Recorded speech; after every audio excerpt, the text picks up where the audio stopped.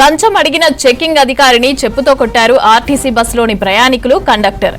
సంగారెడ్డి జిల్లా రాయకోడ్లో ఈ ఘటన అయితే జరిగింది. ఇక హైదరాబాద్ నుంచి నారాయణఖేడ్ వెళ్తున్న బస్సును రాయకోడ్ దగ్గర చెకింగ్ అధికారి ప్రకాష్ ఆపి తనిఖీలు చేశారు. బస్సులో టికెట్ లేకుండా ప్రయాణిస్తున్న వ్యక్తిని గుర్తించి ప్రయాణికుడికి జరిమానాతో పాటు కండక్టర్ పైన కూడా ఛార్జ్ మెమో ఇవ్వకుండా ఉండేందుకు డబ్బులు డిమాండ్ చేశారు చెకింగ్ అధికారి ప్రకాష్.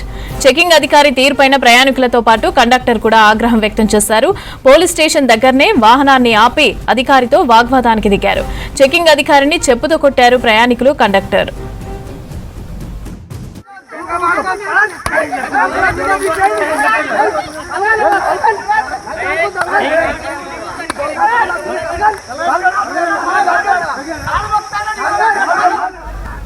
లంచం అడిగిన చెకింగ్ అధికారిని చెప్పుతో కొట్టారు ఆర్టీసీ బస్సులోని ప్రయాణికులు, కండక్టర్. సంగారెడ్డి జిల్లా రాయకోడ్లో ఈ ఘటన జరిగింది.